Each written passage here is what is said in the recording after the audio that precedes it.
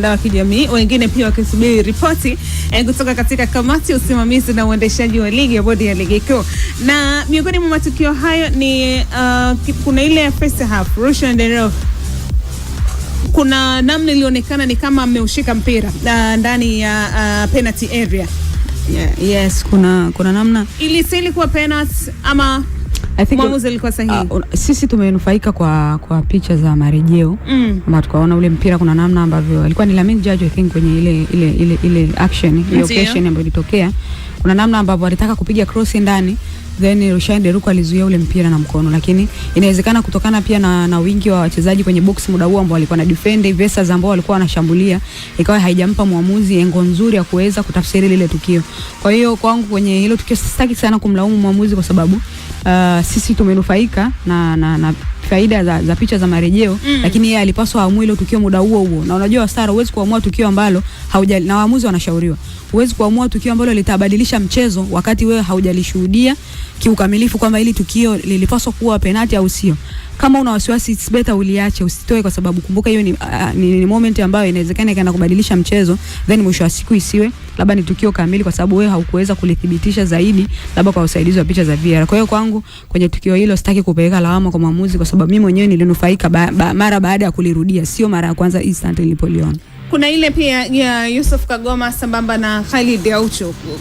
Kuna wengine walisema Singida alistahili kupata penalty kutokana na namna ambavyo Kagoma alimchezea vibaya Aucho, lakini kuna wengine wanasema ilikuwa ni nyepesi sana, haikupaswa kuwa penalty. Nyepesi? Wale unafahamu zile nyepesi. Wala si faulu tu. Unasema? Zito wala kuna nyepesi. Ya ile ilistahili kwa penalty. Okay. Faulu ndani ya box. Na unajua Kagoma ndiye alikuwa na ule mpira. Alikuwa anataka kumpisha kanzu mtu pale. Lakini hakufanikiwa. Kwa hiyo wakati anaenda kufuzia mpira ambao yeye ameweza kupoteza, alifanya ile tackle na kitokea nyuma. Na ni kweli alifanikiwa kugusa mpira. Lakini kwenye harakati za kugusa mpira akajikuta pia ametembea na miguu ya Khalid Aucho. Kwa sababu bila uwepo wa Yusuf Kagoma kuweza kutandika zile lele, Aucho kulikuwa kuna namna ambayo anaenda kuanguka. Yes, kwa hiyo kuna eneo ambalo Yusuf Kagoma alifanya foul. Okay. Kulikuwa na contact ya moja kwa moja ambayo ilipelekea bwana Khalid Aucho kuweza kuanguka. Ukimtoa Khalid Aucho pale mweke ni Kagoma mweke pembeni. Ule mpira ulivyokuwa unasereka na Aucho namna ambavyo alifanya ile kimbia, kulikuwa na mawili, aupate mpira au asiupate, lakini golikipa akamvaa Aucho ambao pia ingekuwa ni penalty vile vile. Okay. Yes, kwa tukio ambalo maamuzi alishinda kulitafsiri vile kulipaswa kwa. Sawa, kwa mantiki hiyo Singida amenyongwa. Katika lile amenyongwa. Paswa kwa. Amisa kwa upande wako umeona kama alivyoona Nsajigwa? Hilo of course, ila bado pia hilo sitaki nipeleke lawama moja kwa moja kwa maamuzi kwa sababu mimi mwenyewe nimelirudia mara moja, mara mbili, mara tatu na nikajithibitishia. Sasa wewe maamuzi maskini Mungu analiona mara moja. Yaani tukio la Rushine umesema umelirejea mara mbili, mara tatu ndio ukaja kubaini kwa maana kuna namna aliushika ule mpira. Kadhalika kwa Kagoma na Aucho pia unasema muamuzi hapaswi kulaumiwa. Kwa mantiki hiyo kuna namna ambavyo mamlaka ya soka Tanzania inapaswa kufanya haraka video assistance referee tufikie haraka iwezekanavyo. Hapana, kesi ya VR ni kesi nyingine kabisa. Kwa nini? Na matukio tata yamekuwa ni mengi sana katika michezo hivi karibuni. Kuna vitu vya msingi sana tunapaswa kuvifanya hata kabla ya VR. Hawa waamuzi wenyewe ambao tuko nao, kuna wengine shida yao ni kutafsiri sheria. Shida sio VR. Anaweza kaenda kwenye VR akaangalia tukio na karudi akatoa blanda tena. Yaani wala shida haiwezi kuwa VR. Matukio mawili of course alipaswa kufanya, kwa sababu naamini ujue shida ya hawa waamuzi ni namna ambavyo wanakuwa wanashindwa kuchezesha mchezo vile namna ambavyo inakuwa inahitajika. Kwa mfano kwenye haya matukio mawili wa Sara, inawezekana swali lako ulikuwa unataka kwenda kuniuliza ni tukio la tatu ambalo lilitokea lile pale kweli binafsi. Yule mwamuzi Mwenyezi Mungu anamuona jamani. Yaani how comes ile shambulizi la Joseph Gade? How comes ile sio penalty wa Sara? Kwa sababu ukiangalia kwanza kulikuwa kuna distance kubwa baina ya walinzi wa Simba na goalkeeper. Pale katikati kulikuwa kuna ka distance. Na hicho ndicho ambacho alikitumia Lamine Judge wakati ana arrive kwenye box, akatandika shuti, akakevu mpira na mguu wake wa kushoto. Goalkeeper kaucheza ule mpira, kupangua ule mpira ukadondoka eneo ambalo lilikuwa ni mbali kwa walinzi wa Simba kuweza kufanya clearance. Ile second ball anakwenda kunufaika nao Joseph Gede. Alichokuwa anakifanya Gede ni kumtambuka goalkeeper ili aende nyuma yake akanufaike na space ambayo goalkeeper ameiacha nyuma. Goalkeeper kutaka kutoka akakuta tayari Gede ameshaucheza mpira, ameusogeza pembeni. Goalkeeper anakwenda kucheza mwili wa Joseph Gede.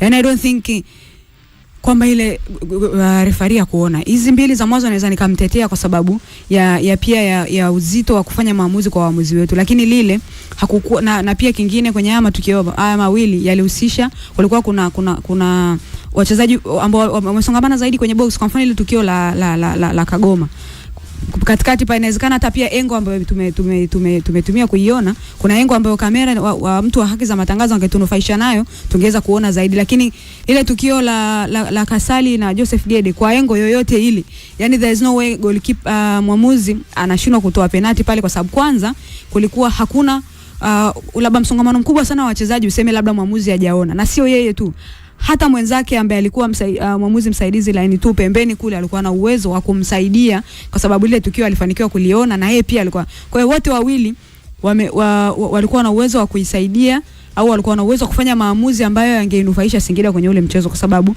kama Singida angeweza kupata kunufaika na mkojo wa penalty, huenda wangefunga, huenda mchezo usingeweza kuisha hivi. Kwa hiyo ni mfululizo tu wa matukio ambayo waamuzi wote wamekuwa wakiyafanya kila siku ambayo yamekuwa yakizinyonga hizi timu zingine, na kuna muda unakuwa unashindwa kuelewa, kuna muda unashindwa hata kuwatetea waamuzi. Tatizo linakuwa ni makusudi, tatizo linakuwa ni hawafahamu, au tatizo linakuwa ni kitu gani, which unakuja kuona tukio la namna hili kitokea upande wa pili, mwamuzi anaweza kapeta, mwisho siku mwamuzi anaweza katoa akawanufaisha timu husika. Lakini kwa nini linapokuja swala la timu hizi ndogo kupewa vitu ambavyo kupewa kunufaika wanavyostahili kunufaika kwenye matukio kama haya ya penalty, kwa nini waamuzi wanakuwa wanashindwa kufanya hivi? Kwa hiyo kwangu sijashangaa sana, kwa sababu nilitegemea leo makosa ya waamuzi na imetokea. Kuna namna pressure ya nje uwanja pengine inaathiri moja kwa moja maamuzi ya waamuzi. Kama una pressure kachezesha championship, yaani huwezi kuchezesha ligi kuu na unaongelea kesi ya pressure Wastara. Kwa sababu ni sawa sana uniambia mchezaji wa Simba na Yanga anashindwa kucheza labda mechi kubwa, ameshindwa kucheza dabi kwa sababu ya pressure. Kacheze Prison, kacheze na Mungu. Yaani ukishakuwa ni muamuzi, kacheze Singida. Ukishakuwa ni muamuzi unaichezesha professional ligi ya namba 5 kwa ubora kwa mujibu wa IFFHS. Haukamzi wewe una pressure. Ukiwa wewe unajiona una pressure, mamlaka zikikupanga, kamati ya waamuzi ikikupanga kwamba bibi wa Star utachezesha mechi fulani, kawaambia jamani mimi sitoweza na pressure. Mimi naombeni mnirudishe championship kule kwa sababu hakuna pressure nitachezesha. Uwezi wewe ni mwamuzi wa ligi kuu unatuletea hoja za au unatuletea hoja za kwamba wewe una pressure umeshindwa kuchezesha mchezo. Kwa hiyo haya ni makosa tu ya kawaida ambayo hao waamuzi wamekuwa wakiyafanya, kwa sababu si tu kwa mchezo wa Singida. Mimi huwa nawaambia watu kila siku tujaribu sana kufuatilia hizi mechi za hizi timu za madaraja ya kati. Makosa ambayo waamuzi wanayafanya huku ndio kila siku wamekuwa wakiyafanya. Kwa hiyo wala hoja ya pressure haiwezi kuwepo, na kama hoja ni pressure usituharibie ligi yetu. Wewe kaombe kuchezesha mechi ambazo hazina pressure, kachezeshe huko championship, kachezeshe ligi 1 huko ambako hakuna pressure. Nsajigwa mechi 12 Young Africans alama 32, mechi 12 Simba alama 27. Zipo mpaka hivi sasa hawajafika hata nusu ya mzunguko kwa maana hawajaikata hata nusu ya mechi za ligi kuu msimu huu. Tunaweza tukasema pia matokeo haya yanaamsha ari ya kupambania ubingwa kwa Simba, kwa maana wanaweza kwenda toe to toe na Young Africans ambao ndio vinara wa ligi. Unajua ni mechi ambayo wameishinda, miongoni mwa mechi ngumu sana kwa jinsi ambavyo ilikuwa kiwanjani. Ni mechi ambayo kuna muda imefika unaona kuna dalili za Simba kuweza kudondosha alama. Za sare au wanafungwa kabisa hivi. Kwa hiyo kitokeo wanashinda, kuna eneo ambayo ina boost morali na pia inaongeza hali fulani hivi ya kujiamini kuelekea mchezo unaokuja. Bila kabla ushindi wa leo Simba alikuwa michezo miwili ya ligi ilifunga goli. Bila Dodoma Suluhu, lakini zidi ya Yanga pia hivyo. Haikuwa tabia nzuri wala haikuwa sifa ya timu ambayo inapambania ubingwa, lakini kuweza leo kufunga goli na kuondoka na alama 3 ni credit kwao, bila kujali wameshinda kwa namna gani. Lakini kwenye hizo issue ya waamuzi kidogo, kwenye issue za waamuzi ujue umegusia issue ya VAR. Unajua wakati wazungu wanaleta VAR, maana yake walifika kwenye eneo ambalo kila kitu ambacho kinaweza kufanywa kwa uwezo wa binadamu kimefanikiwa. Ambacho kimebaki ni kile ambacho hakiwezi kufanyika kwa uwezo wa binadamu. Kwamba hapa tulipofika, haya yote kwa uwezo wa binadamu au waamuzi wanaweza wakaamua. Lakini kuna haya mengine ambayo kwa uwezo wa binadamu mechi ikiwa inaendelea pale yanaweza yakakupita. Kwa kwenye harakati za kutafuta usahihi wa matendo kwa kiasi kikubwa ndio ikaja VAR. Lakini kwa sisi Tanzania, Afrika bado tujafika, kwa sababu tulikuwa mpaka saa hizi tu kwenye haya matukio tu ambayo yanahitaji uwezo wa kawaida tu basi na kuwa na teknolojia, bado waamuzi wanafanya vibaya. Na mimi naweza nikasema kwenye issue ya uwezo mdogo mimi sitakubaliana na mtu yote. Mimi naweza kusema haya ni makusudi. Na kwenye makusudi kuna sababu nyuma kwa nini hawa watu wanafanya makusudi. Kwenye hiyo kwa nini watu wanafanya makusudi? Ndio hiyo utasikia bwana huyu anaongea yule, huyu vile, huyu hivi. Kwa sababu kama tu rais wa shirikisho ashaye kusema hadharani, alikuwa anafunga ile, ilikuwa ni semina ya waamuzi kabla msimu hujaanza. Ndio. Akasema kwamba najua mazungumzo na viongozi wa timu wa klabu hizo. Akishafikia tu yeye maana anajua inawezekana kuna vitu vingine huko nje huwa vinaendelea.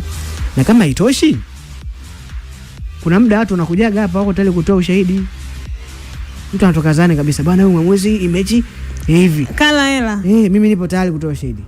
Watu hawajai kwa bahati mbaya. Yaani isikuje tu watu mamlaka labda wao wanachukulia poa au wanapotezea. Lakini hii vitu vipo. Na ndio maana wasala ukifuatilia watu ambao wanafungiwa sana ni wale ambao washakuwa wazuri huko nyuma. Kasim Mpanga. Kabla ile mechi kuna mtu alikuwa anasema na uwezo wa Kasim Mpanga. Hakuna. Ndio kilichotokea juzi. Haya. Mwanetu wa Manyara ambaye ndo mwamuzi bora wa nchi, Ahmed Rajiga. Msimu mmoja nyuma mwamuzi bora ulofuatia akaja kafungiwa. Huyo ndio utasema ni uwezo mdogo? Haiwezekani. Elisasi na Ramazani Kayoko. Kuna muda katikati hapa hawa watu walikuwa wanatabulia kwamba sasa ndio waamuzi wazuri kwenye taifa. Kwa nini? Kwa sababu wanafanya vizuri. Lakini ghafla hapa katikati kila mtu ana kwake. Elisasi kwa mfano Elisasi ile mechi ya Singida na Simba msimu uliopita ya KMC. Yaani anaona kabisa pale kuna penalty, lakini anaganda kwanza baada hapo anaamua tofauti. Huyo unasema hajui? Hajua. Kayoko pia. Kwa hiyo hawa wote ambao wanajuhudia, yani kuna kesi chache za waamuzi ambao unakuta ni kwa mara ya kwanza ndio wanafanya hilo kosa. Na kuna matukio ambayo yanaweza yakatokea ambao unaweza kaona kwamba hii kweli ni la kutokujua. Kwa mfano kuna hizi cases of offside. Kwa baadhi ya matukio kweli yanakuwa yana utata kidogo au engo zinakuwa ni ngumu, unaweza kaelewa.